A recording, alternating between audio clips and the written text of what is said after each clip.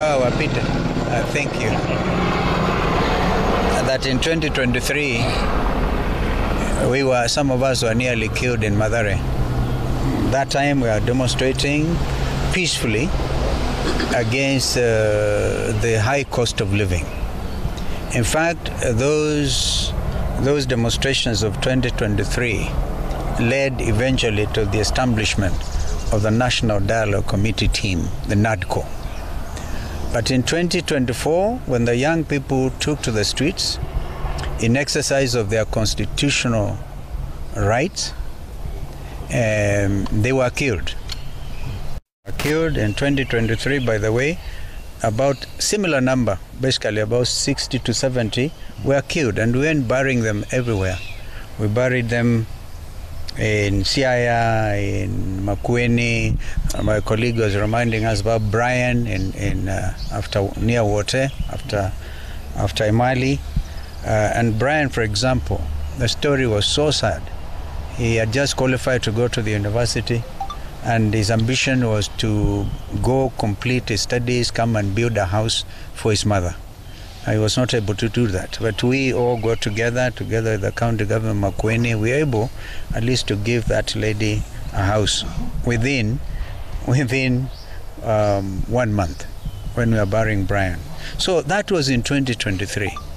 In 2024, young Kenyans, the Gen Zs, caught world attention, and even today I'm quite sure the international community is watching. I've heard the BBC and others.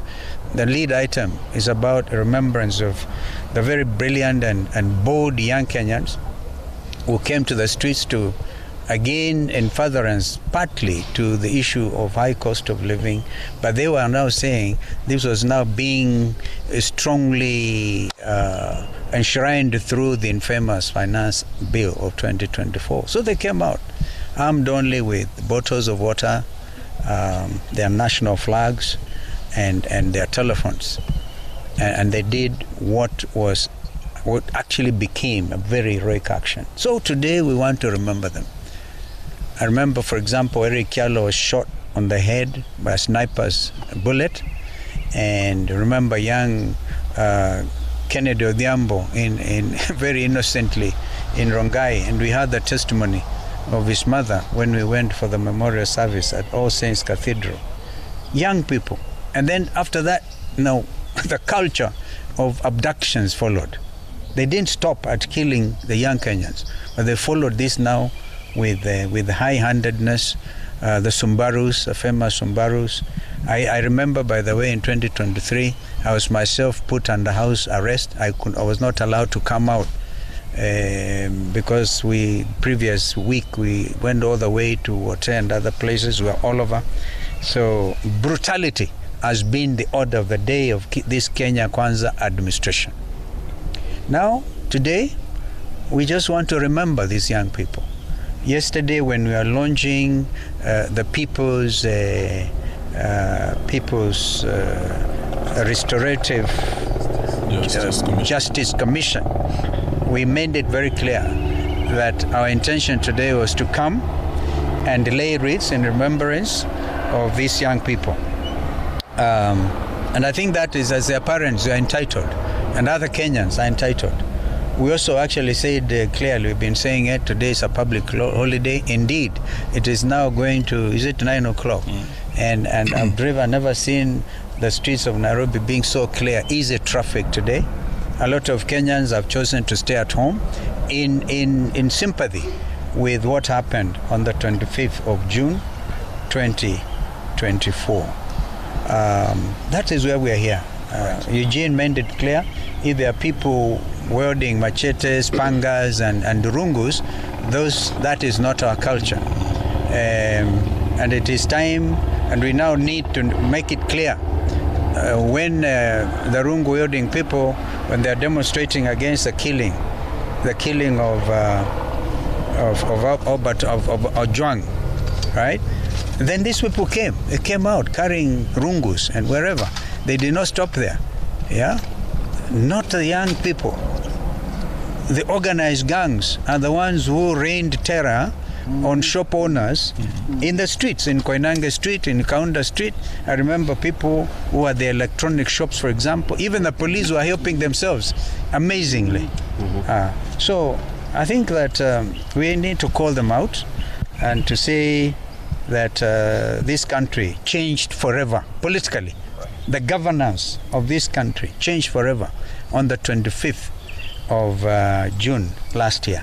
And that's why we are here. And therefore nobody can wish that away. As you heard us say yesterday, we set up the PRJC, right, led by Justin Muturi. And we know that the world attention will be drawn to that because men and women all over the world want justice. Justice for Juang, justice for the fallen young heroes of 25th of June. And today, as we speak, not a single penny has been paid by this administration to the either the victims, of course, are gone, but also their relatives, also victims. Not a single penny. And yet we actually remember when, for example, ODM joined this administration outside KICC, one of the points in the 10-point agenda was compensation. Even I think in Homa Bay, Raila tried to remind them, okay? Nobody, it's like talking to a stone. This is why we cannot understand why those people, anybody would have wanted to join them. So we have set up a People's Commission, Justice Commission. And we know the world will be coming in, and if you look at the quality and the membership of that commission led by Justin Muturi, it is the best we could think of doing, and we must thank our brother Justin Muturi for agreeing to chair that, because his credentials will even attract all attention, perhaps even support, because I think the media will be invited to hear all these stories, some of which we heard yesterday. And so we must get our country back. That's why we are here. Okay. Yeah. Thank you. Maybe to Mheshimiwa Eugene. All right, that is Kalonzo Musyoka with other leaders there saying it is like talking to a stone with regard to this.